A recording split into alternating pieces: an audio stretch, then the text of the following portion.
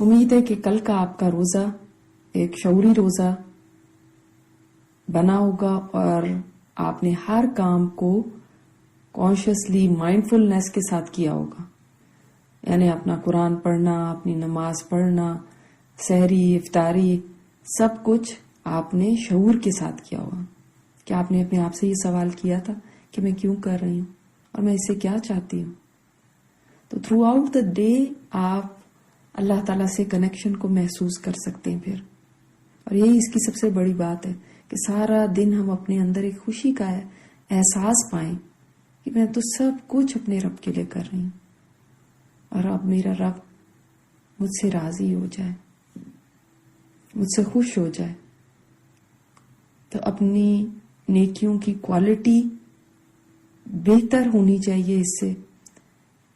اور جیسے آپ نے اگر اپنے آپ سے سوال کیا کہ میں نماز کیوں پڑھ رہی ہوں، مجھے اس سے کیا ملے گا، تو سب کے جواب مختلف ہو سکتے ہیں. اللہ تعالیٰ کو راضی کرنا، ثواب لینا، میرا ٹارگٹ یہ ہے کہ یہ نماز میرے لیے آخرت میں نجات بن جائے، یہ سب جواب ہو سکتے ہیں. لیکن اس حدیث کی روشنی میں آپ اپنے آپ کو یہ بھی جواب دے سکتے ہیں کہ آپ صلی اللہ علیہ وسلم نے جب فرمایا کہ ہر نماز کے وقت اللہ تعالیٰ ایک فرشتہ مقرر فرما دیتے ہیں جو پکارتا ہے کہ لوگوں اٹھو اس آگ کو بجھانے کے لیے جسے تم نے اپنے گناہوں سے جلایا. تو نماز کو ہم یہ سمجھ کے بھی پڑھ سکتے ہیں کہ یہ وہ پانی ہے جس سے میں اپنے گناہوں سے جلائی ہوئی آگ کو بجھانے جا رہی ہوں. آپ دیکھیں گے اس سے نماز میں کافی فرق آئے گا. اسی طرح جب نفل نماز یا سنتیں پڑھنے میں سستی آئے، سنت کا کوئی کام کرنے میں سستی آئے، اس لیے کہ انسان فوراً سوچتا ہے نا کہ یہ کوئی فرض تو ہے نہیں، فرض کو پھر بھی ہم پورا کر لیتے ہیں، مگر سنت کی ادائیگی کے وقت بس ایسے خیالات آ جاتے ہیں بعد میں کر لوں گی، اس لیے کون سا فرض ہے، خیر ہے اس کی. تو نہیں، اس وقت بھی جیسے مجھے جب ایسی کو سستی آنے لگتی ہے تو میں اپنے آپ سے یہ کہتی ہوں کوئی پتہ نہیں ہے کون سی نیکی کی مجھے ضرورت پڑ جائے قیامت کے دن، اس لیے کہ اس دن ہر نیکی قیمتی ہوگی. مثلا آگ جلی بھی ہے کہیں اور آپ کو کتنا پانی چاہیے، آپ تو کہیں گے بالٹیاں بھی لے آؤ، شاور بھی لے آؤ، کوئی مگ میں پانی لگ سکتا ہے وہ بھی لے آئے، ہر کوئی پانی لے کر آئے، کیونکہ آگ کو بجھانے کے لیے کتنا پانی درکار ہے آپ کبھی بھی کمی نہیں کریں گے. یہ نہیں ہمیں پتا کہ واقعی کون سی ایک نیکی ہے کہ جو ہمیں اس دن جب ترازو میں نیکیاں اور بدیاں تولی جائیں گی تو اس دن وہ ہمارے لیے نجات کا باعث بن جائے. ہو سکتا ہے، ہمیشہ ذہن میں یہ آتا ہے کہ ہو سکتا ہے نیکیاں اور بدیاں برابر ہو جائیں اور مجھے کوئی ایک نیکی کی ضرورت پڑ جائے، تو ہو سکتا ہے یہ وہی ہو سکتا ہے یہ سبحان اللہ کہنا وہی ہو سکتا ہے یہ سنتیں وہی ہوں جو کام آ جائیں اس دن جب نیکیاں اور بدیاں برابر ہونے لگے. تو اس لیے ہر ایک کے پاس کچھ نہ کچھ ذہن میں ہونا چاہیے، ورنہ تو انسان سستی اختیار کر لیتا. اور یہ مہینہ تو وہ ہے کہ نفل بھی فرضوں کے برابر کاؤنٹ ہوتے، کئی فرضوں کی کمی بیشی ہو گئی تو یہی نفل کام آئیں گے، یہی سنتیں کام آئیں، سنتیں بھی نفل ہی ہیں. جیسے کہ حدیث میں ہے نا کہ قیامت کے دن سب سے پہلا حساب نماز کا ہے. اگر نماز سنت کے مطابق ہوگی تو بندہ کامیاب ہوگا اور اگر نماز خراب ہوگی تو ناکام ہوگا. اور پھر آگے حدیث میں اگر بندے کے فرائض میں کمی ہوگی تو اللہ تعالیٰ فرمائے گا میرے بندے کے نامہ اعمال میں دیکھو کوئی نفلی عبادت ہے، اگر ہوگی تو نفلی عبادت سے، نوافل سے، فرائض کی کمی کو پورا کیا جائے گا. اور اس کے بعد پھر باقی اعمال کا حساب کتاب شروع ہوگا، یعنی پہلے نماز کا حساب پھر باقی اعمال کا حساب. اور نماز میں بھی اب پتہ نہیں ہے ہمارے فرائض کون سے والے ایسے ہیں جو واقعی اس قابل بھی تھے کہ وہ ایکسپٹ ہوتے اور کون سے ریجیکٹ ہو جائیں گے، یا کون سے فرائض میں کبھی زندگی میں کمی کر دی. ہم اپنی پاسٹ کی زندگی جب نہیں سمجھ ہوتی تو پتہ نہیں تھا، ہو سکتا ہے کئی فرائض چھوڑ دی ہوں. تو اس وقت پھر قیامت کے دن نوافل سے کمی کو پورا کیا جائے گا. خاص طور پہ میں ان لوگوں سے کہوں گی کہ جنہوں نے بلوغت کے بعد فوراً نماز پابندی سے نہیں پڑھی ہوئی، وہ تو ضروری نوافل کا اہتمام کریں، اس لیے کہ پھر وہ کیسے اس کمی کو پورا کریں گے. تو ایسی باتیں سوچنے سے نا انسان کی سستی جاتی رہتی ہے، اس لیے کہ اس کو یہ سمجھ آ جاتی ہے کہ مجھے کتنی ضرورت ہے ان نیکیوں کی بھی. صرف فرائض سے شاید میرا کام نہ چل سکے وہاں، تو میں کچھ نہ کچھ ایکسٹرا ضرور کروں کہ قیامت کے دن کے لیے صرف اتنا سا کافی ہوگا کہ ہم یہ ٹکریں جو ہیں، یہ ٹوٹے پھوٹے اعمال جو ہیں بس لے کے چلے جائیں اور ہم سوچیں کہ بس ہماری نجات ہو جائے گی. وہ تو اتنا خطرے کا دن ہے کہ ہر کوئی زیادہ سے زیادہ لے کر آئے تاکہ بچت ہو سکے. اس لیے کہ کوئی بھی وہاں پہ تو آپشن دوسرا ہے ہی نہیں سوائے جنت کے، کوئی آپشن نہیں ہے. دوسرا آپشن تو پھر جہنم ہے جو ہم سہ نہیں سکتے. تو پھر کوئی چیز ہمیں اٹھاتی کیوں نہیں، کوئی چیز ہمیں جگاتی کیوں نہیں ہم سستی کو دور کر دیتے یہ سوچ کے کہ وہ ایک بڑا دن آنے والا ہے. اس دن مجھے یہ ساری نیکیوں کی ضرورت ہوگی، کیونکہ سوائے نیکی کے اور کوئی چیز نہیں ہے جو میرے اعمال نامے میں تل کے مجھے جہنم سے نجات دے دے. میرا زیور، میرا کپڑا، میرے گھر، میری جائیدادیں سب یہیں رہ جائیں گی، وہ تو نہیں تلیں گی اعمال نامے میں. میں کتنی مشہور تھی، میرے کتنے فینس تھے، میری فالوئنگ کیسی تھی، یہ کچھ بھی نہیں تلے گا. اینڈ آف دا ڈے میری نیکی ہی تلنی ہے، اور اگر اس میں ہی سستی کر دی تو کون سی چیز مجھے اس دن بچائے گی. لہٰذا جب اس سوچ کے ساتھ انسان رہتا ہے نا تو نیکیاں کرنی بھی آسان ہو جاتی ہیں. آپ دیکھیں دوسرا پارہ آپ نے پڑھا ہوگا دورہ قرآن میں، اس کی آیت 148 میں کیا ہے کہ نیکیوں میں سبقت کرو. مقابلے کا اصل میدان ہی نیکی ہے. یہ کپڑوں، زیوروں، گاڑیوں، گھروں کے مقابلے یہ تو آج بہت کامن نظر آتے ہیں، مگر یہ کچھ بھی آپ کو دیں گے نہیں اگر مقابلہ کرنا نیکی میں آگے بڑھیں. کیونکہ ہر چیز کا ہم نے آگے جواب دینا ہے.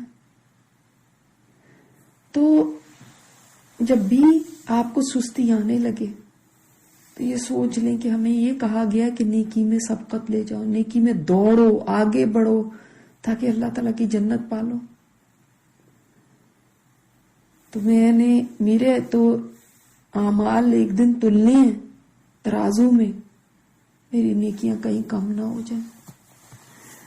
اگر ایک بھی کم ہو گئی تو میرے لیے کیا ہے پھر، وہاں پہ تو میں واپس جا کے کوئی نیکی بھی نہیں کر سکوں گی.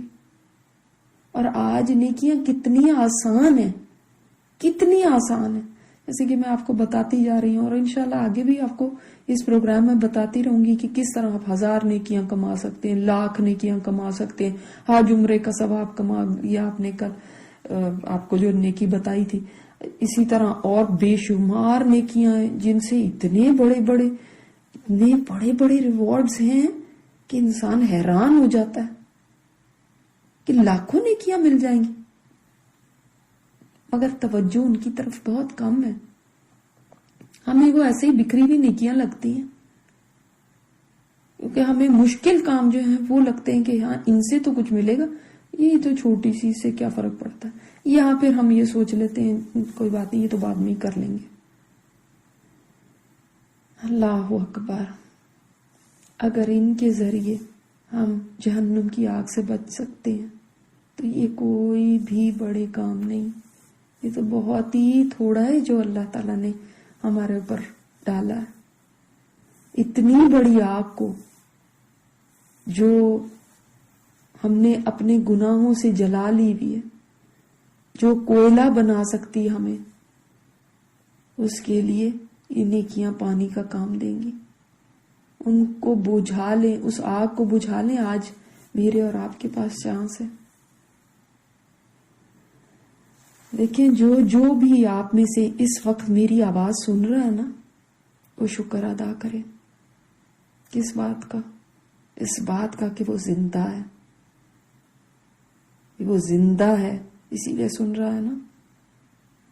کیا یہ اتنی بڑی نعمت ہے؟ جی ہاں، اس لیے کہ زندہ ہیں تو نیکی کر بھی سکتے، زندہ ہیں تو توبہ کر سکتے، زندہ ہیں تو اللہ تعالیٰ کو راضی کر سکتے، زندہ ہیں تو اپنے گناہوں کی آگ کو بجھا سکتے ہیں، زندہ ہیں ہی تو ذکر کر سکتے ہیں نا، زندہ ہیں ہی تو دعائیں کر سکتے ہیں نا.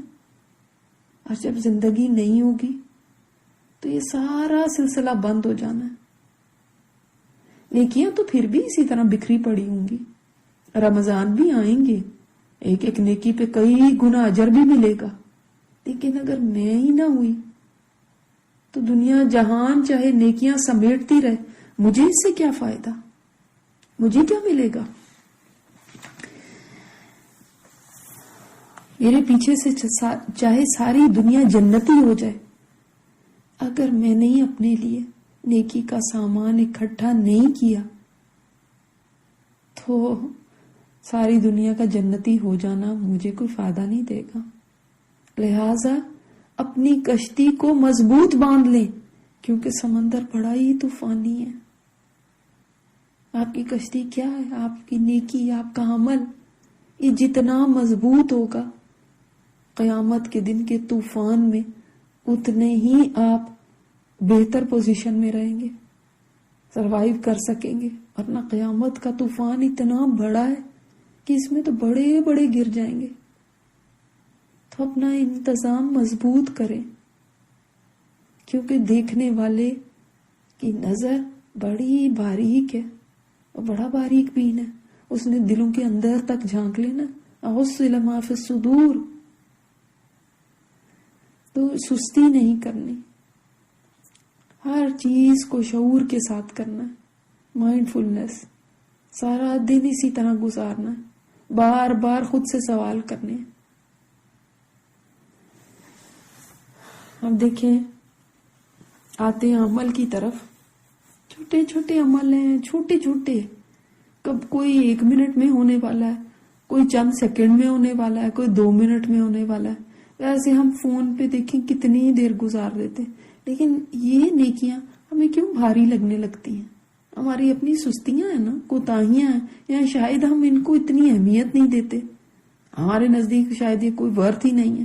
ان کی ورتھ تو پتہ چل جائے گی، جو ہی آنکھ بند ہوگی نا پتہ چلے گا کہ یہ نیکیاں کتنی قیمتی تھی، میں نے کیوں نہ سمیٹ لی. بڑی حسرت ہوگی پھر. تو آج کی جو عمل ہے،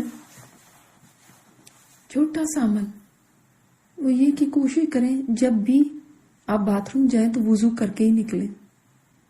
اس سے کیا ملے گا؟ ہم اپنے آپ سے سوال کریں نا، اس سے کیا ملے گا مجھے؟ دیکھیں، جب آپ وضو کریں گے تو وضو کے پانی کے جو قطرے ہیں ان کے ساتھ انسان کے گناہ جھڑ جاتے ہیں. سوچیں، یہ وضو کا پانی جب ہمارے فیس پہ لگتا ہے تو جو نیچے گر رہا ہے، ان قطروں کے ساتھ میرے گناہ آنکھوں کے، ناک کے، منہ کے یہ گر رہے ہیں. کانوں کا مسا کیا، کانوں کے گناہ جھڑ گئے، ہاتھوں پیروں کے جھڑ گئے، سر کے جھڑ گئے. تو وضو کرنے لگے، سستی آئے، خود سوچیں، پوچھیں اپنے آپ سے کیوں کر رہی ہوں، جواب دیں اپنے آپ کو اپنے گناہوں کو دھونے کے لیے. اور ویسے بھی اللہ تعالیٰ کے محبوب بندے طہارت کا اہتمام کرتے ہیں، تو صاف ستھرے لباس میں رہیں. سارا دن نائٹ سوٹ میں نہ گھومتے پھریں کہ ہمیں کون سا آج کسی نے دیکھنا ہے، کون سا کسی نے آنا ہے. اور خاص طور پہ نماز کے وقت، جیسے مثلاً آپ نے ظہر سے کچھ دیر پہلے آپ باقاعدہ تیاری کرنے کے لیے اٹھ کھڑے ہوں، کوشش کریں کہ اگر ہلکا سا شاور لے لیں، پھر اپنے رب کے حضور حاضری دینے آئیں. تو جب ظہر میں آپ نے یہ تیاری کر لیا، بسر مغرب میں اس تیاری کے ساتھ رہیں گے. آپ نے صاف ستھرا لباس پہن لیا، آپ نے نہا لیا. اب آپ اس کے بعد بس وضو پہ وضو کریں.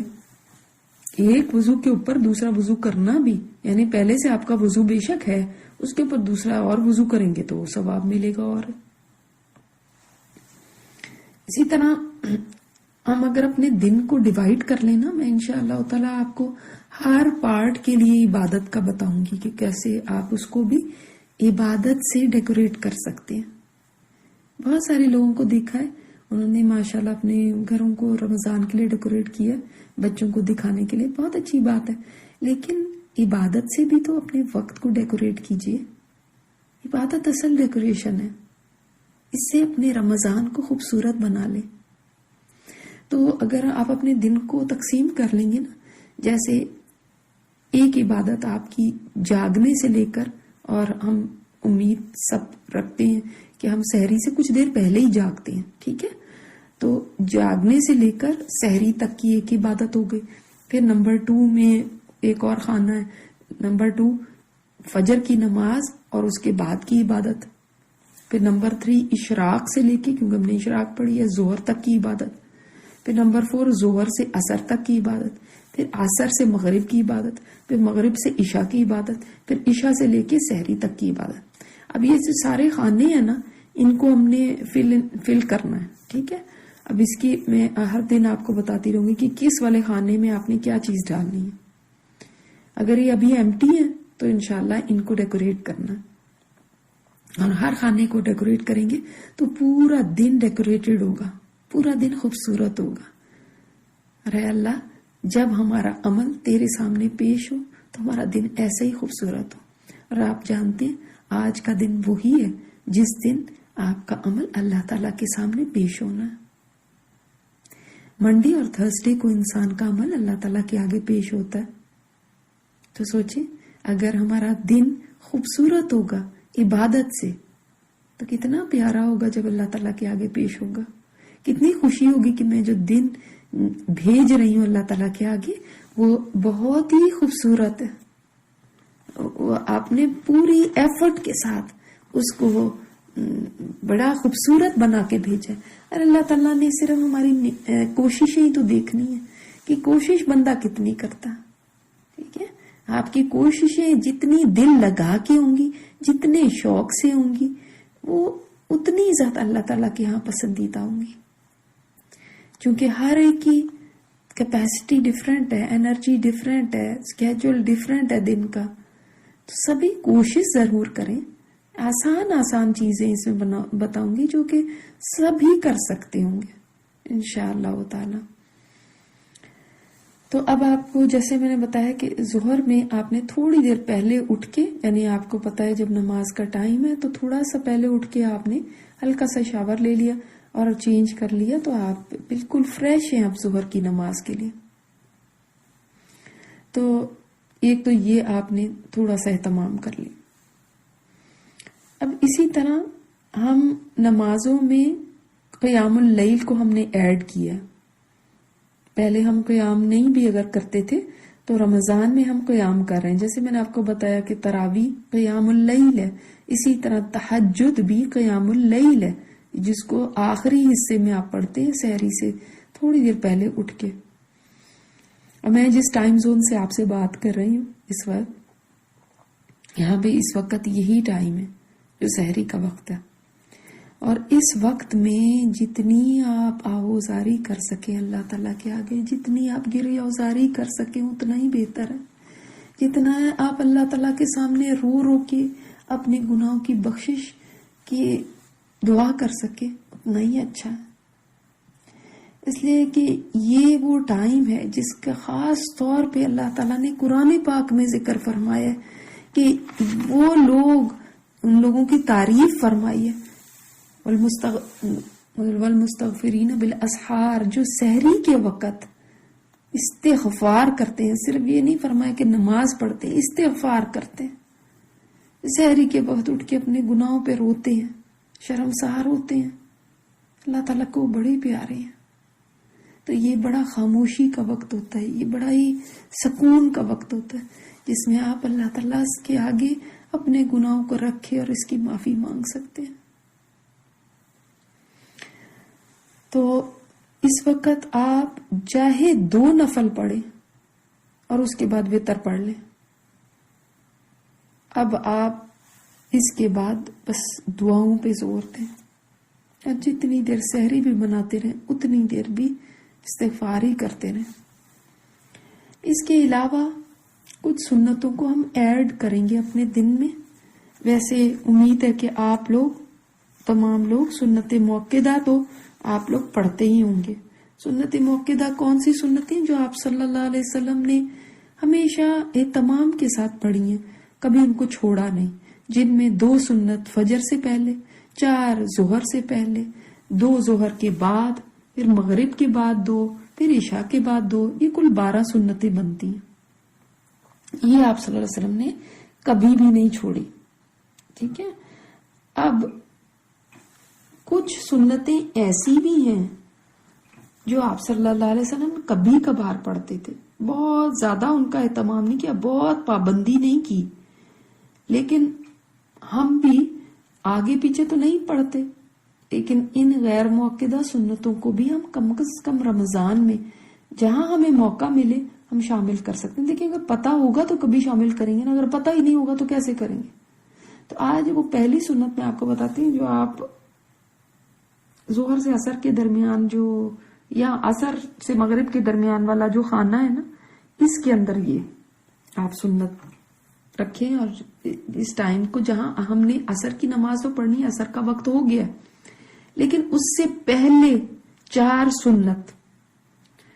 اور اس کی خصوصیت کیا ہے, اس کی کیا فضیلت ہے, اب کیوں پڑھوں, یہ دیکھیں ہم ایک فوراً آپ سوال کریں کیوں پڑھوں, کیا ملے گا مجھے اس سے.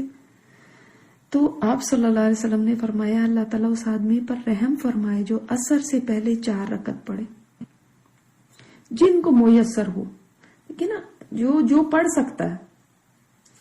اب سارا رمضان اگر آپ نہیں بھی پڑھ سکتے, کم از کم کسی دن پڑھ لیں, جس دن بھی آپ کو ٹائم ملتا اس دن پڑھ لیں. جو پڑھ سکتے ہیں سارا رمضان پڑھ لیں. تو آپ ایڈ کر لیں, یہ ایک غیر موقدہ سنت آپ صلی اللہ علیہ وسلم نے کبھی کبھی پڑھی تھی, تو یہ رمضان میں کم از کم عصر کے 4 فرضوں سے پہلے یہ 4 سنت پڑھ لیں. تو آپ کو میں نے موقدہ سنتیں بتائی, دیکھیں ان میں عشاء سے پہلے کی 4 سنتیں دی ہیں, نہ موقدہ میں نہ غیر موقدہ میں. آپ ویسے نفل پڑھ سکتے ہیں, اسی طرح آپ مسجد جاتے ہیں تو آپ تحیت المسجد پڑھیں. تحیت المسجد پڑھے بغیر آپ کبھی مسجد میں نہ بیٹھیں. جب مسجد آپ نے جانا ہے نا, جب بھی اپنے مردوں کو بھی بتا دیں کہ بیٹھنے سے پہلے تحیت المسجد پڑھنا, اس کے بغیر نہیں بیٹھ سکتے آپ مسجد میں. ٹھیک ہے.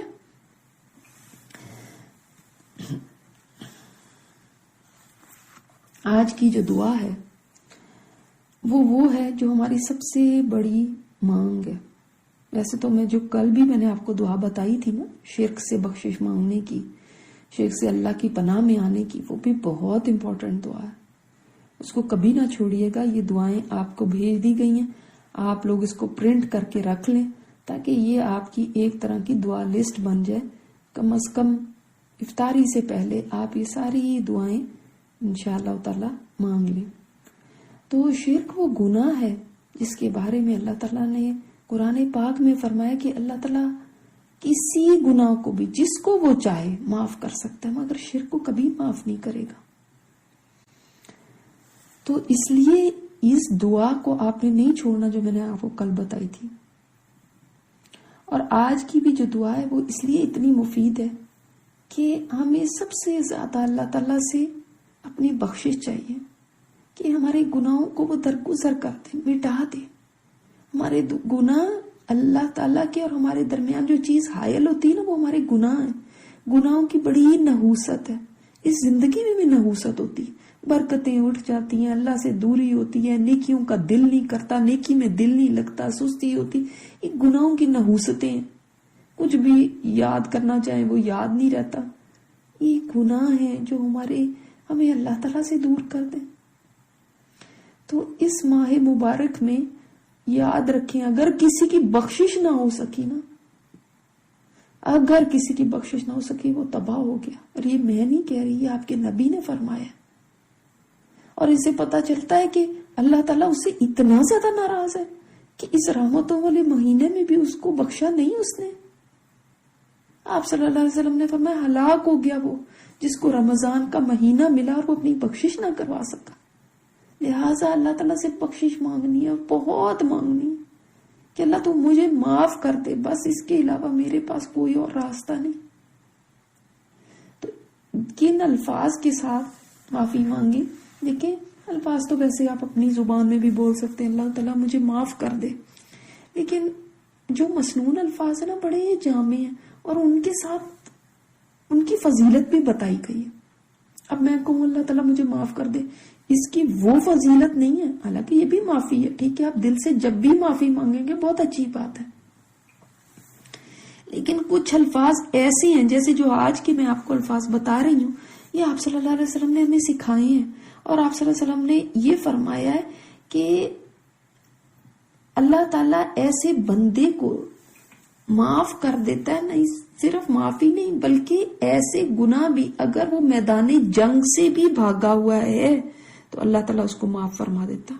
اگر وہ یہ کلمات کہتا ہے، یعنی کبیرہ گناہ بھی اس نے کیا ہے نا اگر، تو اس کی بھی معافی ان الفاظ سے ہو جاتی، کیونکہ میدان جنگ سے بھاگنا کبیرہ گناہ ہے. اور جیسے میں نے آپ کو بتایا کہ رات کی آخری پہر میں آپ یہ دعا ضرور مانگیں. میں اپنے لیے بھی یہی دعا کرتی ہوں اس پہر میں، اور اللہ تعالیٰ سے آپ کے لیے بھی یہی دعا کروں گی. استغفر اللہ الذی، میرے ساتھ ساتھ آپ بول سکتے ہیں، استغفر اللہ الذی لا الہ الا هو الحی القیوم. کیا ہے؟ میں نے کہا لا الہ الا هو الحی القیوم واتوب الیہ. ٹھیک ہے، تو میں معافی چاہتی ہوں اللہ سے، وہ اللہ کہ نہیں کوئی الہ مگر وہی، وہ حی اور قیوم ہے، اور میں توبہ کرتی ہوں اس کے حضور. یہ اس کا ترجمہ ہے.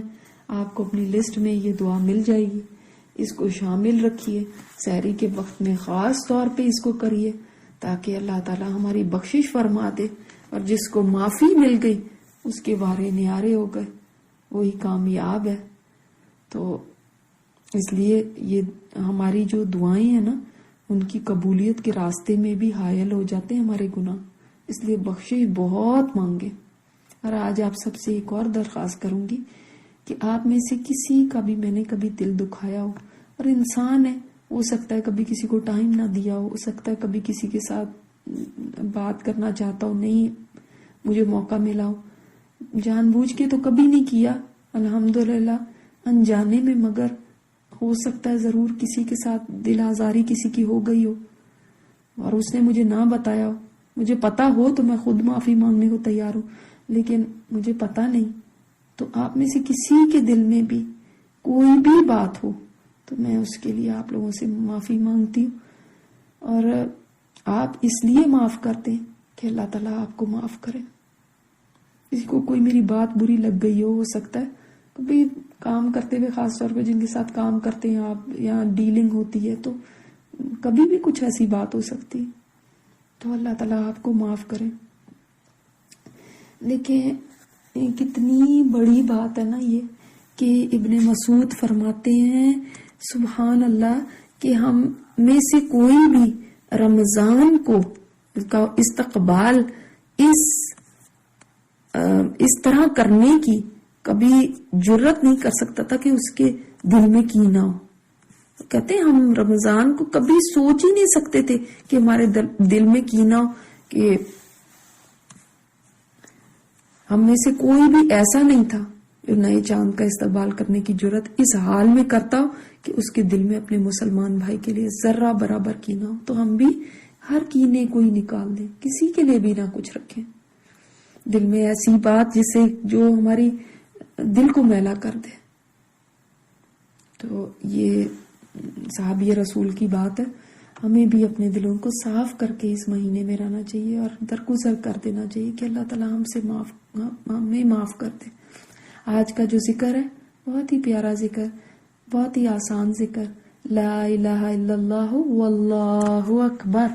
جب بندہ یہ الفاظ کہتا ہے تو اللہ تعالیٰ اس کی تصدیق کرتا ہے کہ میرے بندے نے سچ کہا. ہم بھی چاہیں گے کہ اللہ تعالیٰ ہمارے لیے بھی یہ فرمائے لا الہ الا اللہ واللہ اکبر.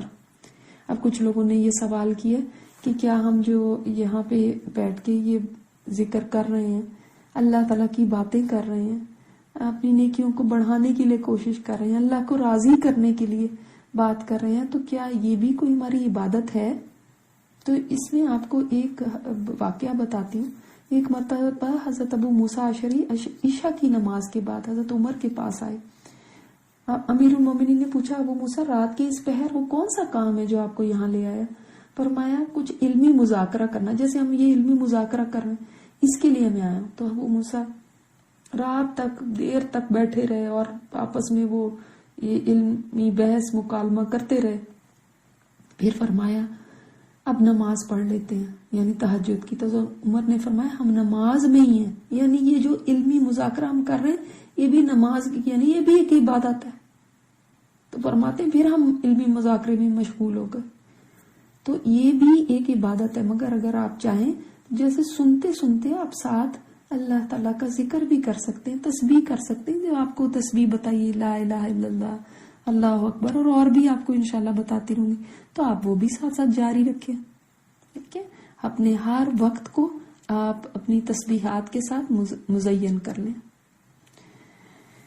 انشاءاللہ تعالیٰ زندگی رہی تو پھر کل ملاقات ہوگی. سبحانک اللہم و بحمدک، نشہد ان لا الہ الا انت، نستغفرک و نتوب الیک. السلام علیکم ورحمۃ اللہ.